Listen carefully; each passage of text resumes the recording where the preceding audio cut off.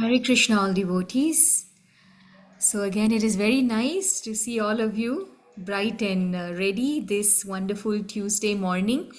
So, we continue our subject on bhakti. So, we have been discussing several aspects of bhakti, and today we shall continue with another shloka which emphasizes how bhakti provides one pointed focus and instills firm faith in a devotee. Okay, so today we'll be reading from Bhagavad Gita, chapter 2, sloka number 41.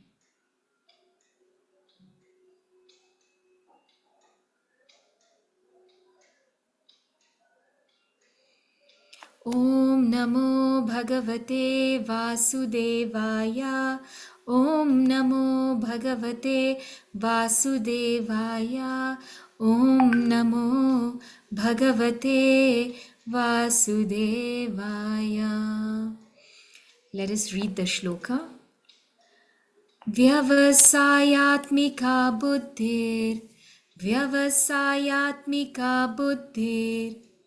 एकेह कुरु नन्दन एकेह कुरु नन्दन बहुशाकाह्यनन्ताश्च बहुशाकाह्यनन्ताश्च बुद्धयो अव्यवसायिनां बुद्धयो अव्यवसायिनाम्.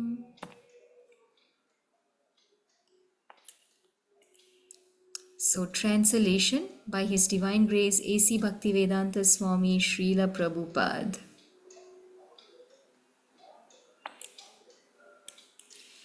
Those who are on this path are resolute in purpose and their aim is one. O beloved child of the Kurus, the intelligence of those who are irresolute are many branched. Again, those who are on this path, which path? The path of devotional service, are resolute in purpose, have one point focus, yeah, and their aim is one, to attain the Supreme Personality of Godhead, to render service unto Him. O beloved child of the Kurus, the intelligence of those who are irresolute is many branched. Okay, so now let us look at this shloka in detail. So, what is Krishna saying here? Krishna is saying that those on the path of bhakti yoga are resolute on the path of Krishna consciousness. They have only one aim, but those whose intelligence is not resolute, so resolute means vyavasayanam and irresolute means avyavasayanam. Okay, so those whose intelligence is not resolute or avyavasayinam, they are bahushaka hyanantascha. Their focus is distributed in various places, which leads to a lot of anxiety and ambiguity, unsureness, right?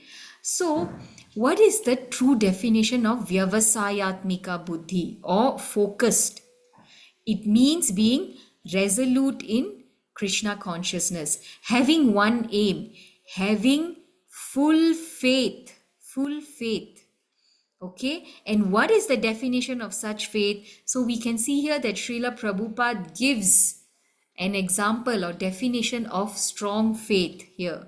So, how is a person strong faithed? So, let us read this. It is a verse from the Sri Chaitanya Charitamrita. Basically, this is Lord Chaitanya's instruction to Sanatan Goswami. Okay, Shraddha Shabde Vishwasa Kahesh Sudridha Nishchaya Krishne Bhakti Kaile Sarva Karma Kritahaya. So, a person who's Vyavasayatmika or who has strong faith in Krishna consciousness, his mood is that just by doing Krishna Bhakti, just being in Krishna consciousness, he has strong faith that Sarva Karma Kritahaya. If I am in Krishna consciousness, everything else will fall in place. That is called having full faith in Krishna, right? So, A person thinks like that these devotees, pure devotees who have firm faith in Lord Krishna, they know that if I do devotional service, everything else will be fine. I don't have to worry about many things. Okay. And he knows that if I do devotional service, everything will be fine and I will become elevated to the highest perfection of life. So, this is called Vyavasayatmika Buddhi, having this strong faith. And those who have this, those who are practicing bhakti nicely, they have three wonderful aspects.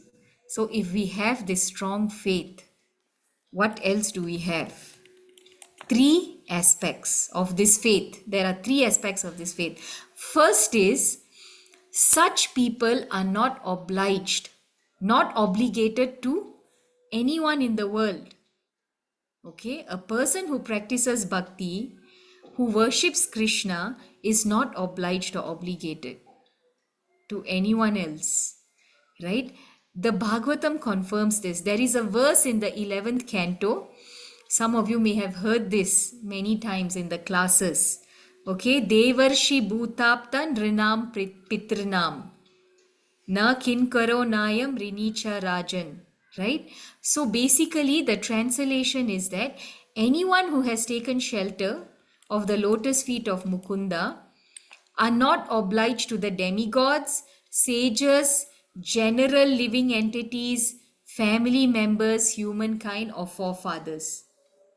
Okay, because normally and naturally we are obligated to these six types of people, but if we practice devotional service and fully surrender to the Lord with firm faith, the Lord himself takes care of these groups of people. We do not have to worry. We can see in the examples of so many pure devotees, right?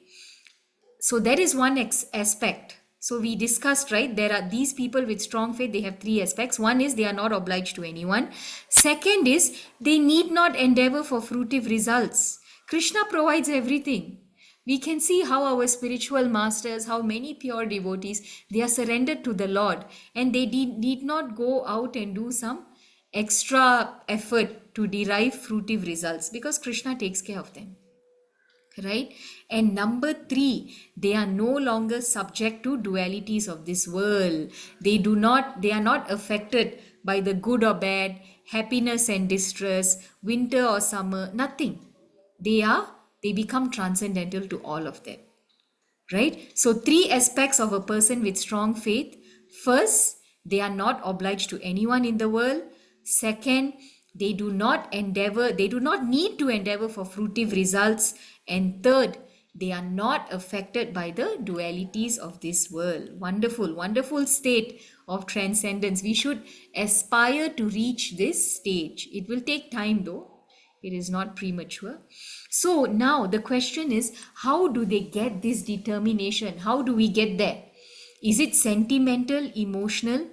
No, it is based on proper aspects of knowledge. One is we should have perfect knowledge of the soul. I am not this body, I am the soul. I am beyond this body. And second is we should have perfect knowledge of the Lord. Okay, the Lord Vasudev. Right? It says in the 7th chapter, Krishna says in the 7th chapter, 19th shloka of the Bhagavad Gita, Bahunam Janmanam Ante Jnanavan Mam Prapadhyate Vasudeva Sarvamiti Samahatma Sudurlabha.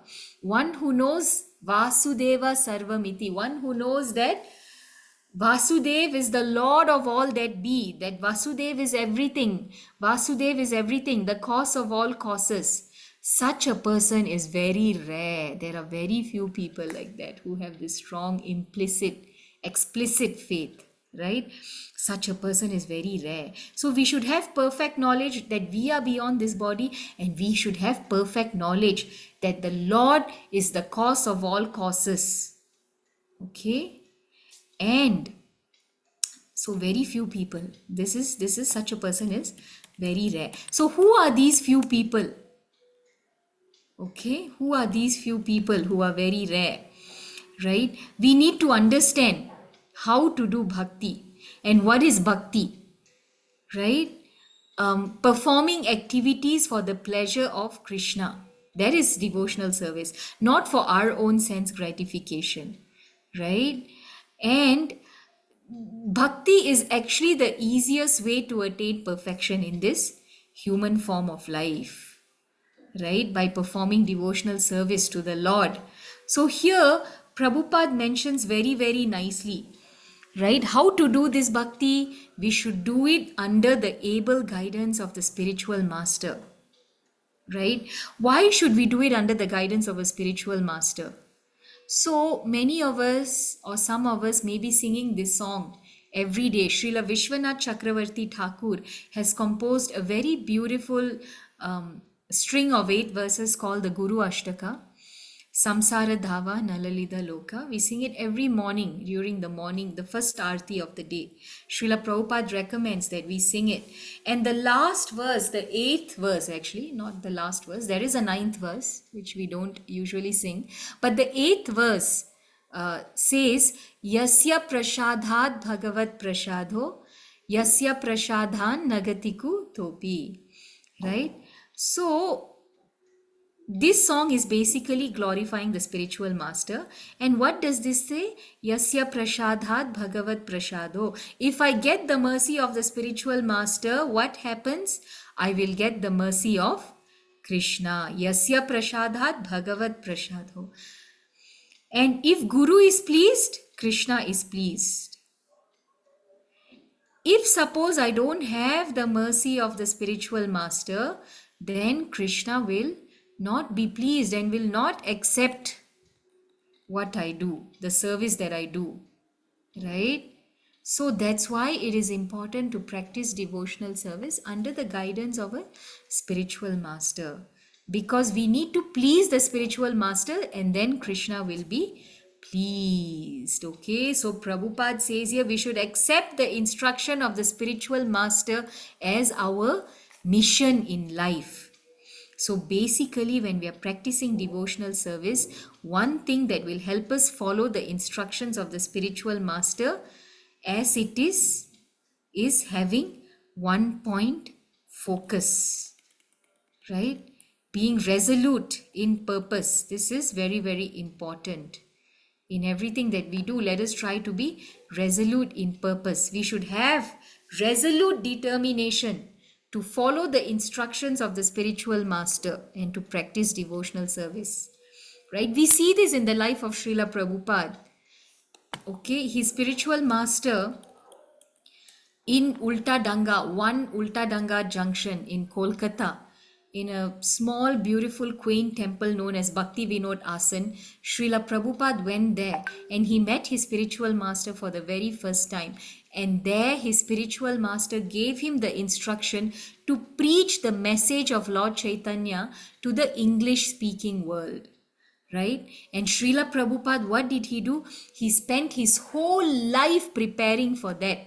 And at the ripe age of 70, he crossed the ocean and performed the great miracle of preaching these wonderful signs of Krishna consciousness throughout the world. And he established ISKCON worldwide, right? At the ripe age of 70. This is called Vyavasayatmika Buddhi. So we should follow in his footsteps. For us, what is Vyavasayatmika Buddhi? Following Srila Prabhupada. What has he instructed us? We should chant. The instruction given in the age of Kali is to chant the holy names of Lord Sri Krishna. Hare Krishna, Krishna Krishna, Hare Hare, Hare Rama, Rama Rama, Hare Hare. So we should chant the holy names of the Lord and we should follow the principles of Bhagavad Gita. We should study it very carefully and imbibe the principles of the Bhagavad Gita, right? In our life, not only in our life, we should share this with as many people as we possibly can. This is a very great responsibility that we have. Srila Prabhupada was not selfish. He didn't keep this to himself. He shared it with us and he requested us to share it with everyone possible. Okay, so in this verse we can see how Krishna is glorifying those who are resolute in Krishna consciousness, and we can see that for us, what does being resolute or being focused mean? It means that we should chant the holy name sincerely and read the Bhagavad Gita every day sincerely and try to imbibe the principles of the Bhagavad Gita in our lives and share it with everyone possible. So let us meditate on this today. What can we do to have this one pointed focus? How can we further improve our chanting of the holy name and further improve our study of the Bhagavad Gita? Let us meditate on these points today. So thank you very, very much, dear devotees, for joining us today. Very, very happy and pleased to be in your association. Hare Krishna to all of you. We hope you have a blissful Krishna conscious day. Hare Krishna. Amrita Mataji, Hare Krishna Kalyani Mataji, Ruby Mataji, Surya Narayan Prabhu, Hare Krishna, Chetan Kumar Prabhu, Hare Krishna Ganesh Prabhu, Grishma Mataji, Hare Krishna Mataji. हरे कृष्णा माता जी धन्यवाद प्रणाम Thank you, Mataji. Hare Krishna Mataji. हरे कृष्ण माता जी दंडवत प्रणाम thank you माता जी Komala Mataji, Hare Krishna Hare Mataji. Krishna Dhanavad Mataji. pranam. Dandavat pranam. Mataji, Madhu Malati Mataji, Hare Poonam Krishna, Mataji, Dandavat Pranam to everybody assembled. Hare Krishna Sumantra Mataji, Hare Krishna, good day. Hare Krishna Hare Mataji. Krishna. Thank you for blessing us. Hare Krishna Ratnamala Mataji, Sita Devi Mataji, Suhasini Mataji, Hare Krishna, Swarnendra Prabhu, Swati Mataji, and Vaishali Mataji. Thank you all of you. Hare Krishna. Hare Krishna Mataji. Thank you Dandavat माता जी pranam. Hare Krishna Dandavat pranam Mataji. Krishna Hare Krishna to all devotees assembled here. We will Hare end the Krishna. meeting now. Hare Krishna.